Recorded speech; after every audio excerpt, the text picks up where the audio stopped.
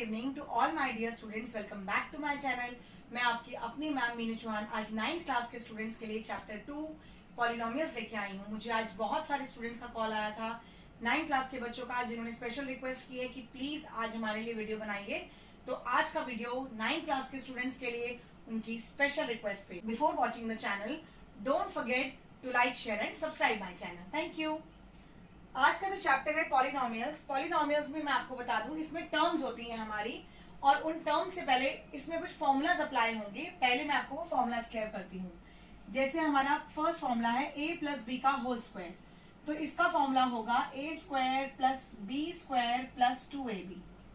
जो first term होगी वो a होगी, जो सेकेंड टर्म होगी उसको हम b बोलेंगे, और ये आइडेंटिटी हमें लगानी पड़ेगी। सेकेंड फॉर्मूला है a माइनस बी का whole square which is a square plus b square minus 2ab. Third formula is a square minus b square which is a plus b and a minus b. ये तीन identities इसमें बहुत important है जिसपे chapter based है। तो अब इसके बाद मैं आपको बताती हूँ कि पॉलिनोमियल्स क्या होता है, वेरिएबल्स क्या होते हैं और कांस्टेंट टर्म क्या होती है। सबसे पहले पॉलिनोमियल्स में सपोज हमारा कोई भी नंबर है x, y, z के अलावा, अगर हम कोई नंबर लेते हैं, मैथमेटिकल नंबर लेते हैं, तो उसको हम बोलते हैं कांस्टेंट टर्म्स, और जो हमारे अल्फाबेट नंबर्स होते हैं उसको हम बोलते हैं वेरिएबल। सपोज हमारा नंबर है 2x, तो यहाँ पर अल्फाबेटिकल नंबर भी है और हमारा न्यूमेरिकल नंबर भी है। अल्फाबेटिकल में आ गया x और न्यूमेरिकल में आ गया 2, तो 2 जो है वो 2 ही रहेगा। इसकी वैल्यू 3, 4, 5, 6 नहीं हो सकती। इट इज कांस्टेंट, ये बदलेगा नहीं।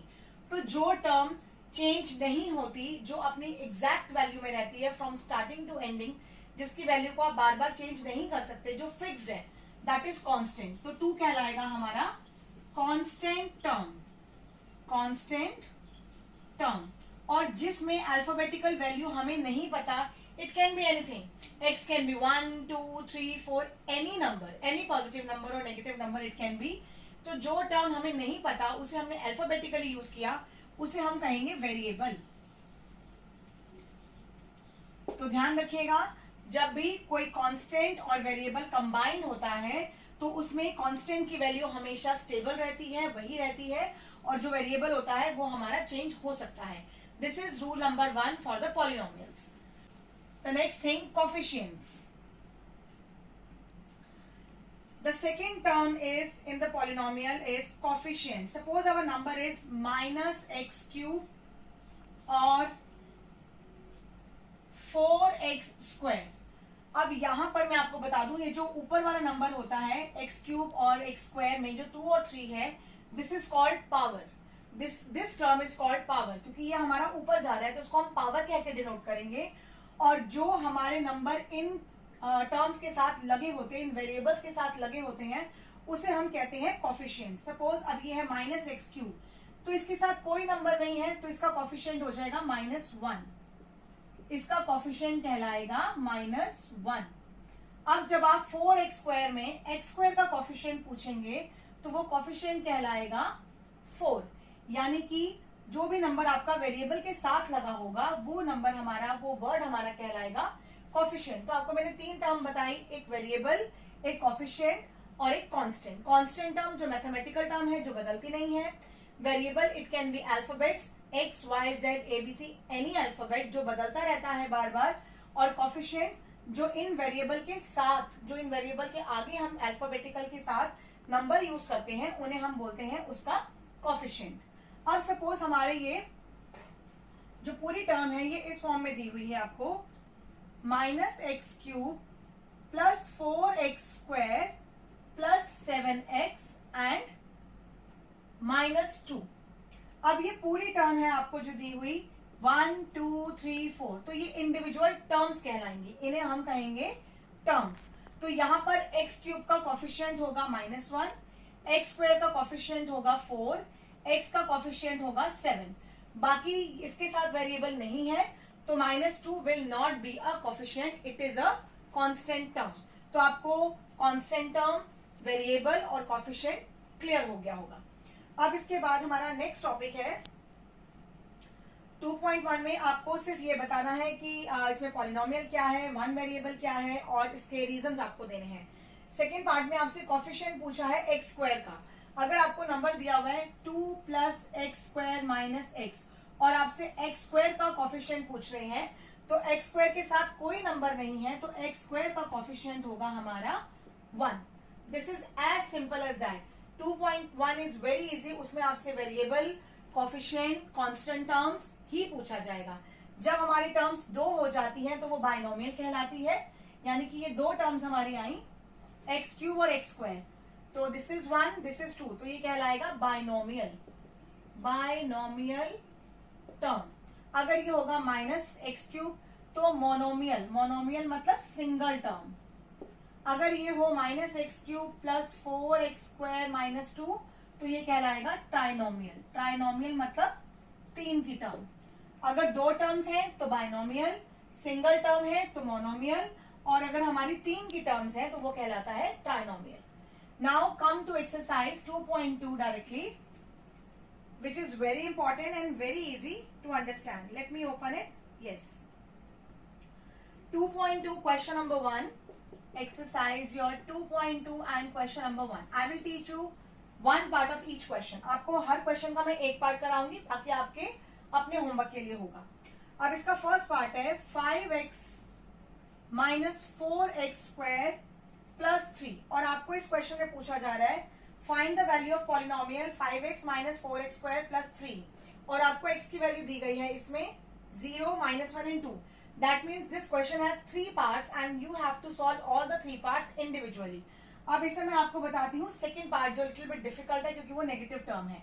सेकेंड पार्ट में आपको x दिया गया -1, दैट मीन्स जहां पर भी आपका x आ रहा है वहां आपको x की वैल्यू -1 लगानी है। तो हम लिखेंगे 5 इंटू -1 माइनस 4 इंटू -1 का स्क्वायर प्लस 3। अब -1 को 5 से मल्टीप्लाई करेंगे, इट बिकम्स -5, -1 का स्क्वायर यानी -1 2 बार मल्टीप्लाई होगा तो वो 1 बनेगा। 1 into -4 is -4 and plus 3। When you solve it, minus और माइनस प्लस होता है, I told you many times, और साइन माइनस का लगता है, तो -9 plus 3 becomes -6 and this is your answer. First question के सारे पार्ट्स ऐसे ही करने हैं जो वैल्यूज आपको x की दी गई हैं।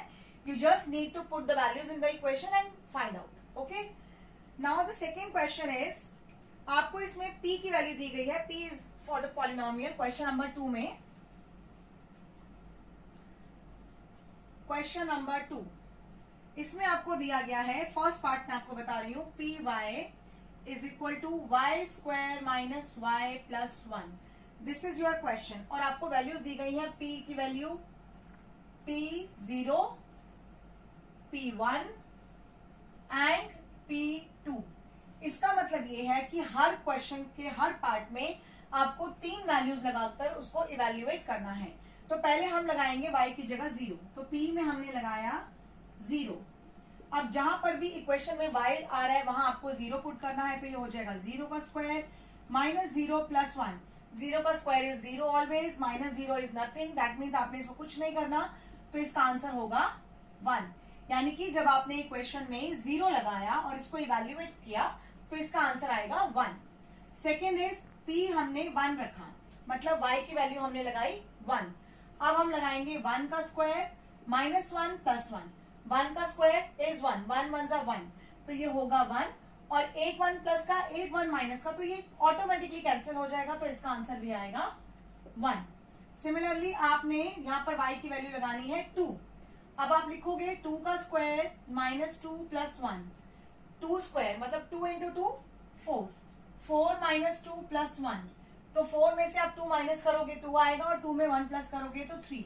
इस तरह से आपने क्वेश्चन नंबर 2 के हर पार्ट में तीनों वैल्यूज लगाकर उसके 3 आंसर्स निकालने हैं। This is question number 2 and it is very easy. आपको गिवन वैल्यूज हैं, आपको इक्वेशन दी गई है, you just need to put the values step by step and find 3 individual answers. कोई भी डाउट होता है, कुछ भी है प्रॉब्लम आपको, तो प्लीज आप कमेंट बॉक्स में मुझे मेंशन कीजिए, I help you out. Third question is as the same one. Question number 3 में verify whether the following are zeros of the polynomial and indicated against them.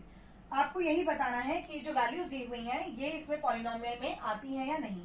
Suppose our first part P X is equal to 3x plus 1 where x is equal to -1/3। अब आपको x की value दी हुई है, question में equation दी हुई है 3x plus 1, तो x की जगह आप क्या लगाएंगे, -1/3। तो हमने यहां पर भी मेंशन करना है x की जगह कि हमने x की वैल्यू लगाई है -1/3 और 3 मल्टीप्लाई -1/3 प्लस 1। यहां पर ये 3 और 3 डिनोमिनेटर और न्यूमरेटर में कैंसिल हो जाएगा, -1 प्लस 1 बचा है जो आपका आंसर आएगा 0। अगर आपका आंसर 0 आता है तो yes it is the factor, it is the zeros of the polynomial. अगर आंसर 0 नहीं आता तो it is not the zero of the polynomial. अगर आपका आंसर 0 आता है, आई एम रिपीटिंग, ये इसका 0 है पॉलिनोमियल का। अगर इसका आंसर 0 नहीं आता, कोई नंबर आता है, तो ये इस पॉलिनोमियल का 0 नहीं है।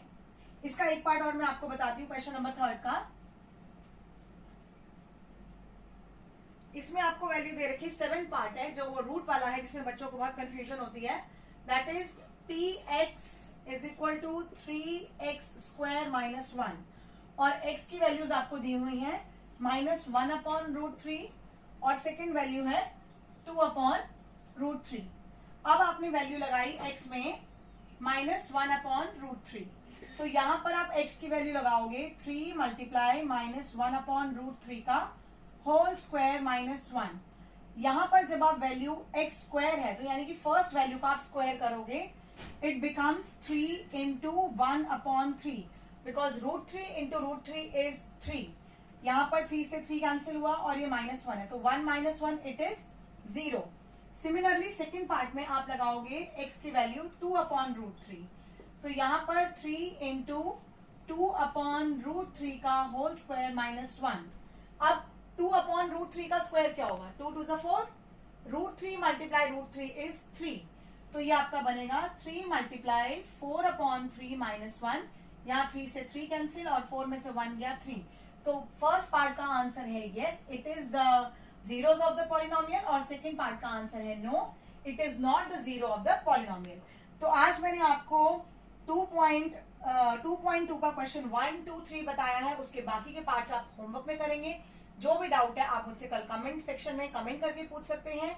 आज की क्लास यहीं पर खत्म करते हैं। Till then take care of yourself and your family and don't forget to like, share and subscribe my channel. Thank you.